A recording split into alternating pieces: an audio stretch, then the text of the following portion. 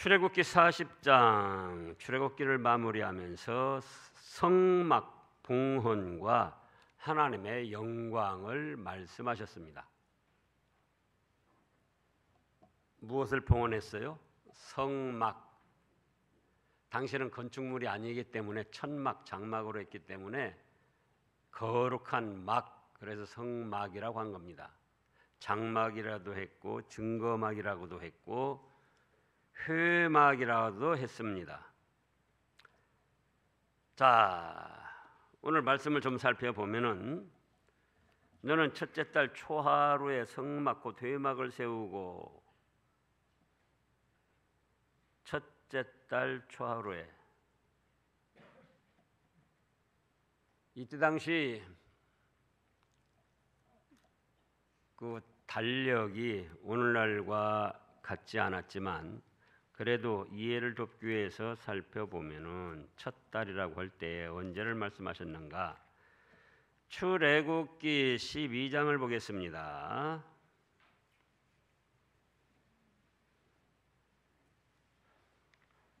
출애굽기 12장 1절부터 보면은 여호와께서 애굽 땅에서 모세와 아론에게 일러 말씀하시되 2절 3절 읽어보세요. 이달 첫 달이 되게 하고 너희는 이스라엘 온 회중에게 말하여 이르라. 이달 열흘에 너희 각자가 어린 양을 취할지니 각 가족대로 그 식구를 위하여 어린 양을 취하되. 자 보세요. 이 달을 너희가 달의 시작이 되게 하고 곧 해의 첫 달이 되게 하라 그러셨습니다. 이스라엘 백성들이 이집트에서 종살이하면서 10가지 재앙으로 이제 해방되어 나왔을 때 그때를 첫 달의 초하루가 되게 하고 그 첫 달 초하루를 첫 해의 첫 달이 되게 하라는 거예요. 그러면서 유월절을 지키라고 그랬습니다. 양을 잡아서 그 피는 대문간에 바르고 고기는 가족들끼리 나누어 먹어라. 이것이 무엇을 뜻했다고요? 오전 말씀에서 하나님의 어린 양, 세상 죄를 지고 가신 하나님의 어린 양을 뜻한 겁니다. 그래서 이스라엘 백성들의 달력은 이집트에서 해방된 그 첫날을 첫해, 첫달, 첫날로 정했다 그 말씀이에요. 그럼 그때가 언제였냐? 유월절을 언제 지키냐? 지금 바로 유월절이 이제 시작되는데요. 여기 3절에서 그래서 이달 열흘에 양을 취해서 식구들끼리 먹고 피는 대문간에 바르라고 이렇게 말씀하셨잖아요. 유월절이 언젠가 하면은 지금도 이스라엘 백성들의 유월절은 3월에서부터 4월 사이에 왔다 갔다 합니다. 우리 음력 달리 이 윤달이 있어가지고 왔다 갔다 하는 것처럼 이스라엘 백성들의 달력은 음력도 아니고 인력, 해를 중심으로 온 것도 아니고 그 중간이었어요. 그래서 유월절을 3월에서부터 4월에 지키기 때문에 이스라엘 백성들의 새해 첫 달은 바로 오늘날로 3월, 4월에 해당됩니다. 그래가지고 바로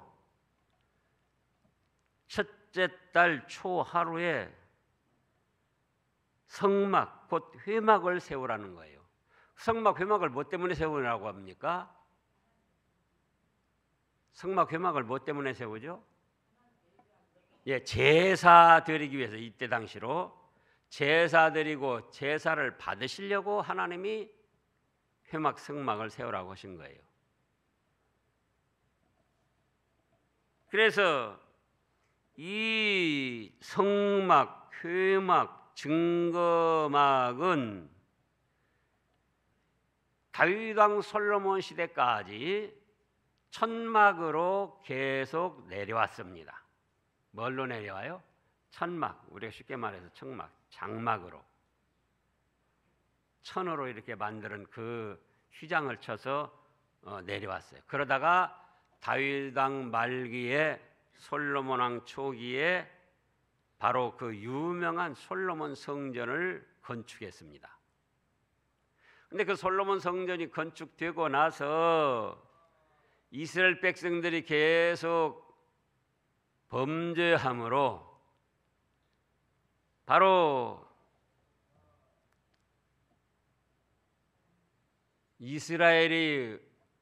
북쪽 이스라엘이 아수르의 침략을 받아서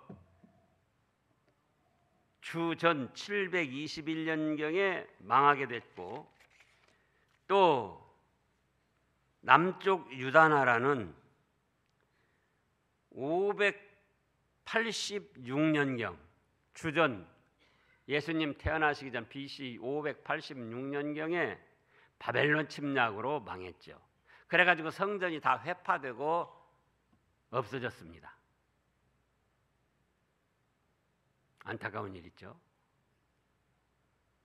그러다가 스룹바벨, 에스라, 느헤미야 시대의 스룹바벨 총독을 통해서 이제 하나님께서 바벨론 70년 포로 생활에서 다시 돌아오게 회복시켜 주셔가지고 스룹바벨 총독을 통하여 성전을 다시 재건했어요. 학계에서 말라기서 거기에 보면은 나오죠. 또 느헤미야, 에스라 거기에 말씀에도 나오고. 그래서 그때 스룹바벨 총독 중심하에서 성전이 세워졌기 때문에 그 이름대로 스룹바벨 성전이라고 합니다. 그러다가 또 이스라엘 백성들이 범죄함으로 그것마저도 이방 족속들의 침략을 받아서 무너졌어요. 그래가지고는 헤로당 시대에, 예수님 당시 헤로당 시대에 다시 헤롯 왕이 이스라엘 백성들로 환심을 사고 자기 명예 영광을 얻으려고 하나님의 성전을 예루살렘에 건축을 했습니다. 그래서 그것을 또 뭐라고 하죠? 헤롯 성전이라 그래요. 헤롯 성전. 그러다가 그 헤롯 성전도 주후 70년경에, 주후 62년경에 완성이 됐는데요.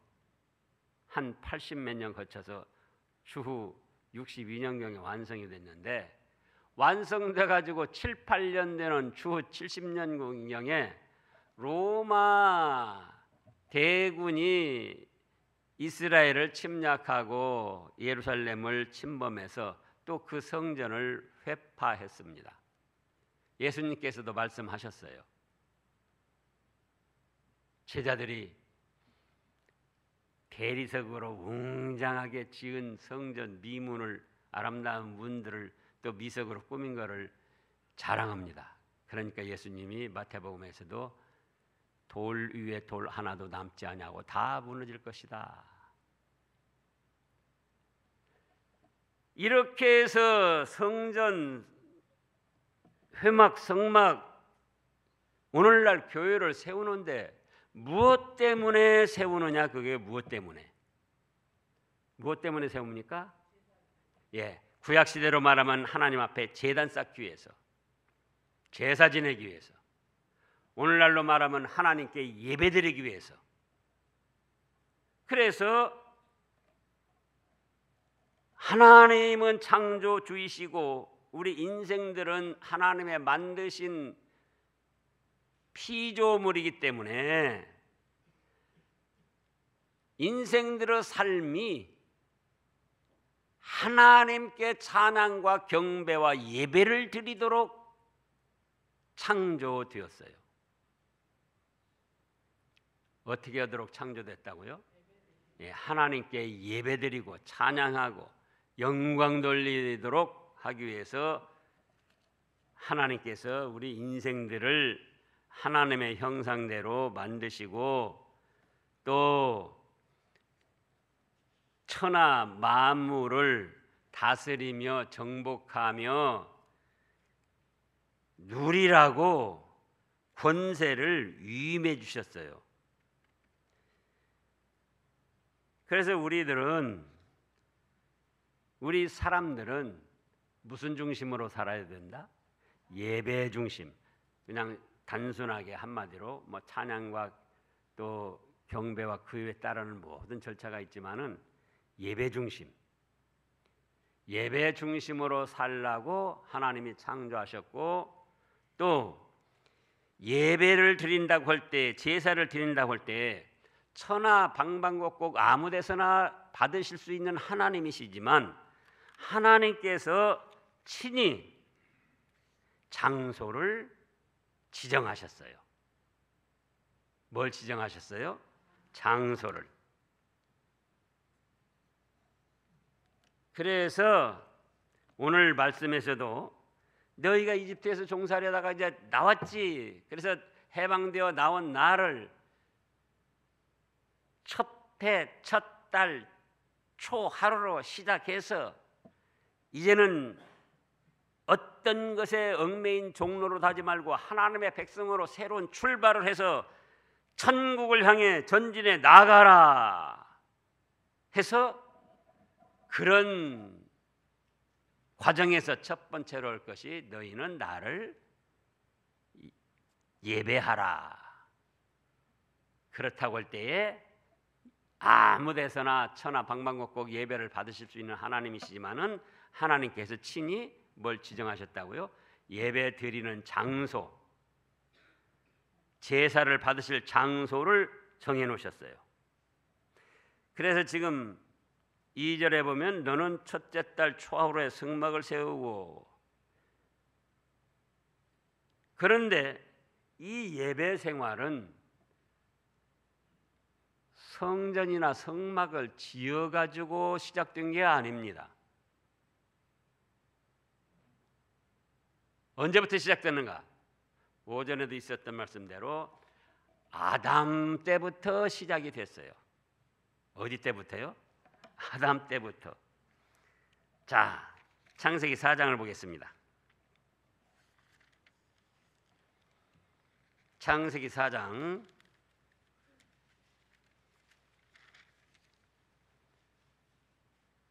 1절부터 보면 아담이 그의 아내 하와와 동침하며 하와가 임신하여 가인을 낳고 이르되 내가 여호와로 말미암아 등남하였다 하니라. 그가 또 가인의 아우 아벨을 낳았는데 아벨은 양치는 자였고 가인은 농사하는 자였더라. 세월이 지난 후에 가인이 땅의 소산으로 제물을 삼아 여호와께 드렸고 아벨은 자기도 양의 첫 새끼와 그 기름을 드렸더니 여호와께서 아벨과 그의 제물은 받으셨으나. 그러면 아담의 아들들 가인과 아벨이 여기서 하나님 앞에 제물을 드리고 제사를 드렸는데 자기들이 고안해낸 것인가, 자기들이 생각해낸 것인가? 아니에요. 누구한테 받았을까요? 예, 자기 아버지 아담에게로 받은 거예요. 하나님께서 이 세상을 창조하시고 우리를 복을 주시고 하나님을 대리하여 우주 만물을 다스리라 하셨는데 안타깝게도 내가 에덴 동산에서 죄를 지었다. 그래가지고 내가 죄로 인한 부끄러움을 입고 사망의 음침한 골짜기에 놓였는데 하나님이 찾아와셔서 양의 가죽으로 옷을 입혀서 내 범죄의 부끄러움과 사망의 그늘에 있는 나를 건져주셨다. 그러니 너희가 하나님을 섬겨야 되고 하나님 섬겨야 때는, 섬길 때는 우리는 죄인이므로 죗값은 사망인데 우리가 죽을 수는 없고 내 죄값 대신 다른 생명이 희생을 당해야 되는데 양을 드려야 된다. 그런데 그 양은 바로 앞으로 하나님의 어린 양으로 오셔서 우리 죄값을 대신하실 예수님을 뜻한다. 아담이 가인과 아벨에게 가르쳐 준 거예요. 그러니까 그거 보고 지금 가인과 아벨이 하나님 앞에 제단을 쌓고 제사를 드린 거예요. 그러니까 하나님 섬기는 제사, 하나님께 예배 드리는 것은 어떤 성막이나 성전이 건축돼서가 아니고 이미 창세 때에 아담과 하로부터 시작이 되었다 그겁니다. 그리고 또 창세기 12장을 보면은 창세기 12장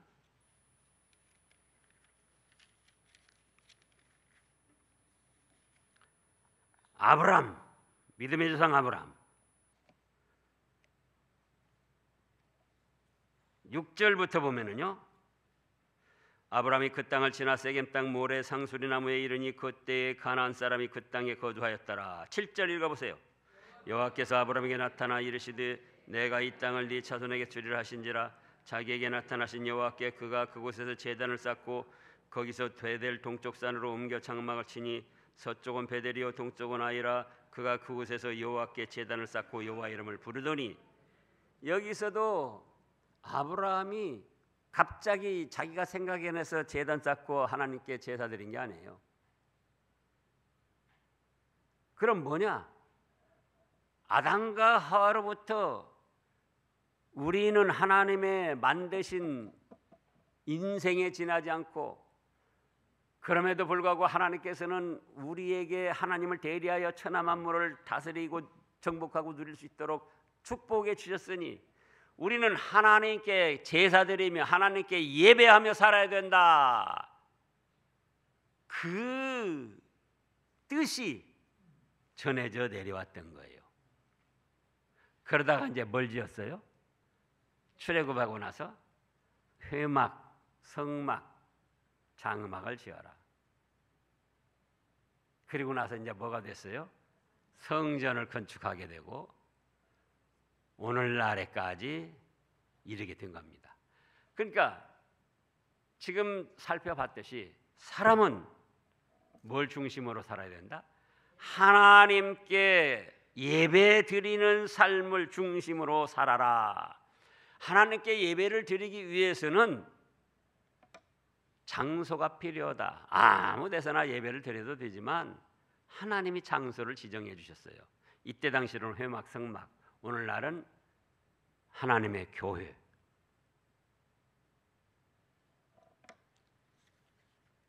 그래서 앞으로 문명물질이 발달하고 말세가 될수록 이제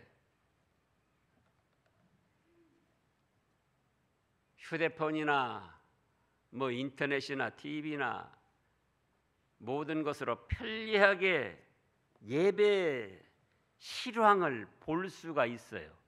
그건 그런데 예배 실황을 보는 것이지 그거는 예배 드리는 것이 아니에요. 히브리서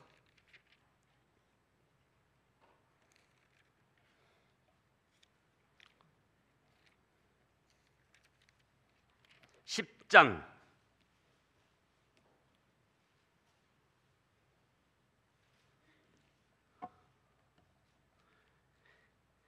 19절부터 보면은 그러므로 형제들아 우리가 예수의 피를 힘입어 성소에 들어갈 담력을 얻었나니 그 길은 우리를 위하여 휘장 가운데로 열어놓으신 새로운 살 길이요 휘장은 곧 그의 육체니라.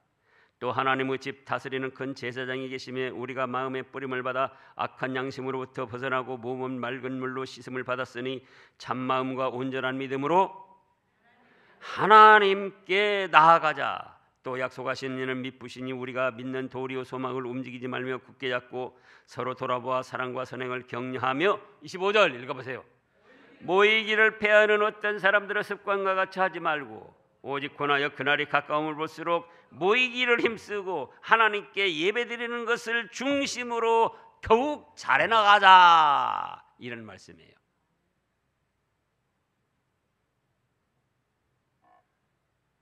그런데 문명물질이 발달하고 사람들이 자기 편의주의, 이기주의로 굳어져 가지고 가만히 앉아서 휴대폰이나 TV나 그 외 어떤 첨단 기기로 예배 실황을 중계받으면서 그것을 하나님께 예배 드리는 것으로 착각하는데, 그거는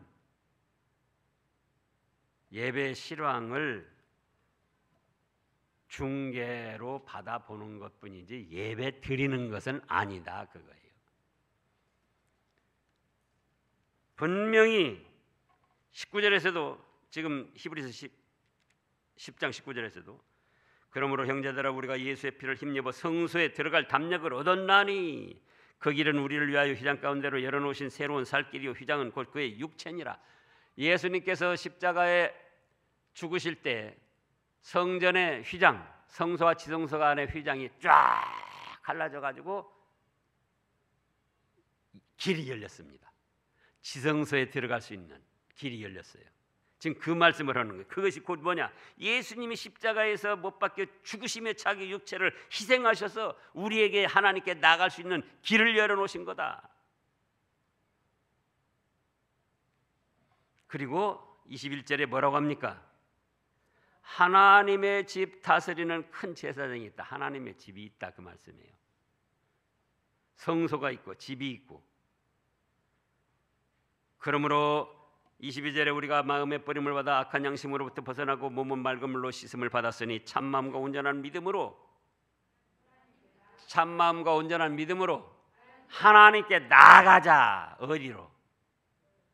있는 자리가 아니라 하나님이 지정하신 장소로.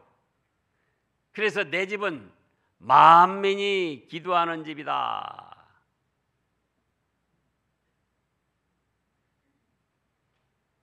그래서 오늘날도 우리의 삶의 중심이 무엇 중심이어야 된다고요? 예배 중심이 돼야 된다. 근데 예배를 아무 데서나 드리면 되는 걸로 알고 있다, 그거예요. TV 보고 하면 되지, 휴대폰 보고 하면 되지, 뭐 보고 하면 되지. 아니고 하나님이 지정하신 장소, 성전, 교회에 나가야 된다. 그런데 어떤 사람들이 그거 모일 것 없다. 그 뭐 그렇게 번거롭게 교회만 꼭 가야 되냐? 하나님은 살아계시고 전지전능하신 하나님 어디서나 천하 방방곡곡 아니 계신 곳이 없는데 우리가 각자 있는 곳에서 예배 드리면 되지.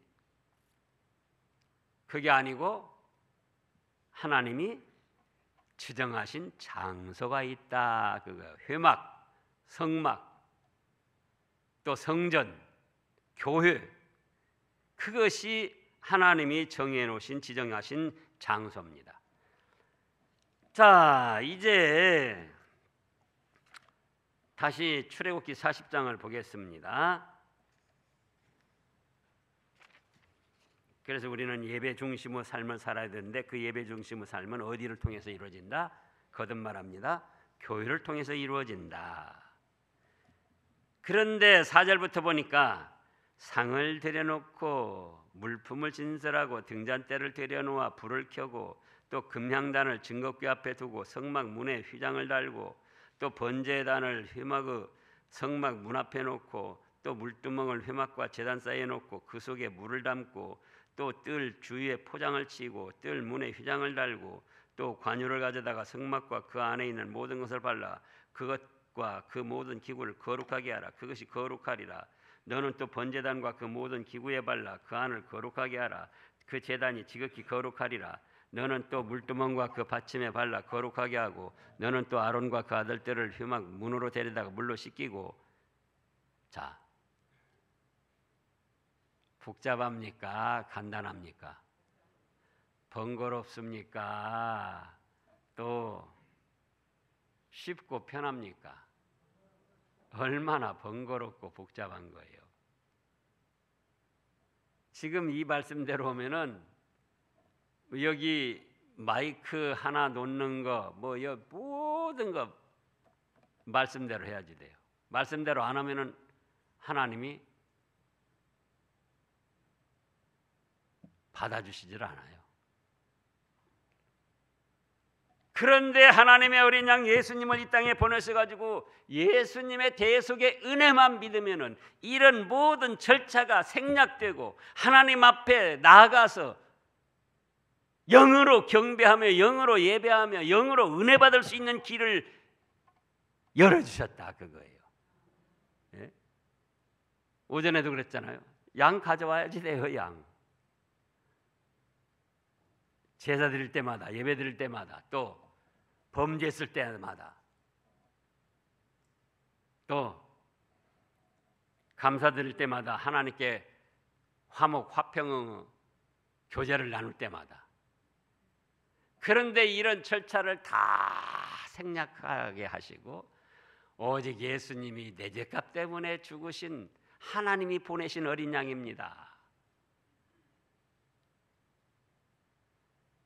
죽으신 3일 만에 살아나셔서 죽어도 다시 사는 부활의 생명을 나에게도 주셨습니다. 믿기만 하면, 고백만 하면 이런 절차를 다 행한 것이 되어버려요.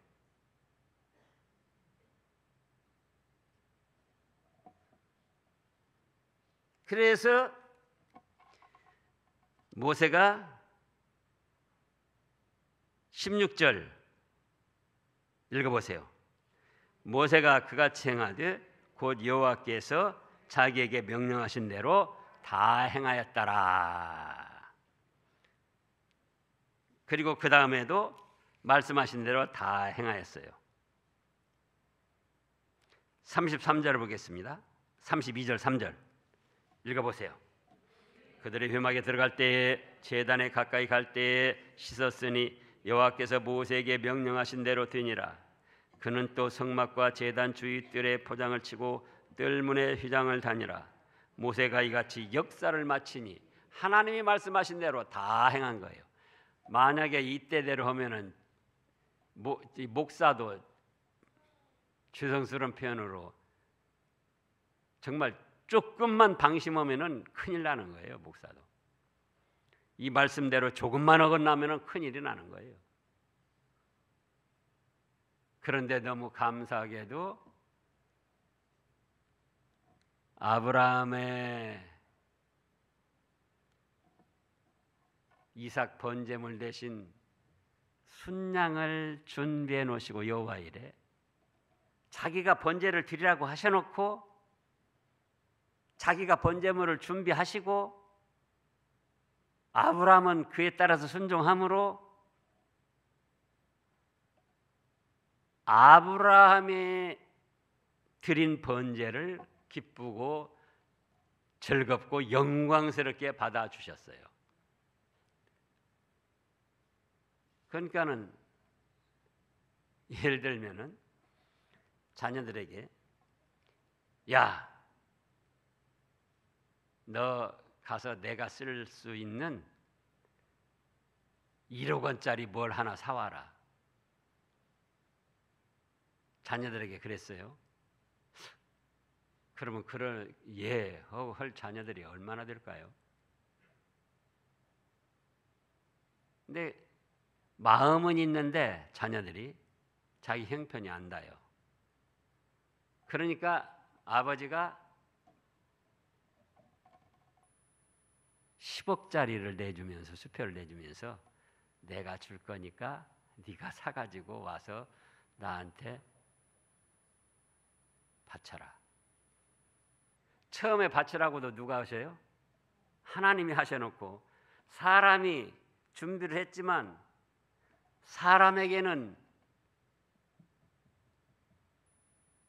사람 표현으로 신세 지지 않고 해를 끼치지 않으시려고 자기가 그 번제물도 준비를 하신 거예요. 여호와 이래. 누구를? 예수님을. 그래놓고 그 예수님을 믿고 의지만 하라 그거예요. 그러면 이런 모든 절차가 생략되고 하나님이 받으실 최고 번제물 제물이 돼서 예배 제물이 돼서 하나님은 영광 받으시고 우리에게는 복이 되게 하신다는 거예요. 그래서 이제 34절부터 보면은 모세가 그대로 역사를 마치니까 말씀하신 대로 명령하신 대로 행하니까 32절에서도 여호와께서 모세에게 명령하신 대로 되니라 이같이 역사를 마치니 그랬더니 34절에 구름이 회막에 덮이고 여호와의 영광이 성막에 충만함에 보세요. 하나님이 말씀하시고 필요한 것도 공급해 주시고 그대로 순종만 하니까 하나님이 받아주시고 여호와의 영광이 성막에 충만하게 임하셨습니다. 그래서 모세가 회막에 들어갈 수 없었으니 이는 구름이 회막 위에 덮이고 여호와의 영광이 성막에 충만함이며 구름이 성막 위에 떠오를 때에는 이스라엘 자손이 그 모든 행진하는 길에 앞으로 나아갔고 구름이 떠오르지 않을 때에는 떠오르는 날까지 나아가지 아니하였으며 낮에는 여호와의 구름이 성막 위에 있고 밤에는 불이 그 구름 가운데 있음을 이스라엘 온 족속이 그 모든 행진하는 길에서 그들을 눈으로 보았더라. 하나님의 말씀대로 할 때에 하나님이 예배를 받으시고 하나님의 말씀대로 할 때에 하나님이 충만하게 역사하시고 영광을 받으셨더라 그 말씀입니다. 그래서 오늘날도 예배를 드리는데 우리 사람은 무슨 중심으로 살아야 된다? 예배를 중심으로 살아야 된다. 그런데 그 예배 드리는 곳은 아무 데서나가 아니고 하나님이 지정하신 회막 성막 오늘날 교회를 뜻한다. 그러면 우리가 이제 드릴 제물은 무엇인가? 제물이 무엇이라고 그랬죠? 예수님 한 분만 믿고 의지하고 고백하면 되는 거예요. 예수님 한 분만. 만약에 여기서 이스라엘 백성들이 다른 예물을 드렸다.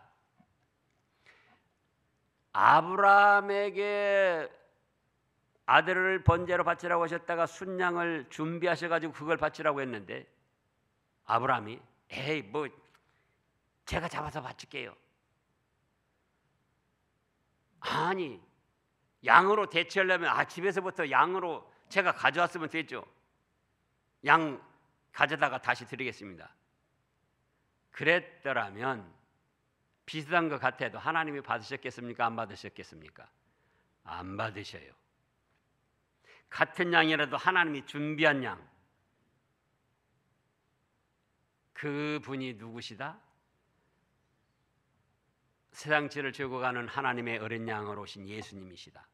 그 예수님 외에 다른 어떤 것으로 믿고 의지하고 제물을 드려도 그거는 다 죄악된 것이고 망할 거예요.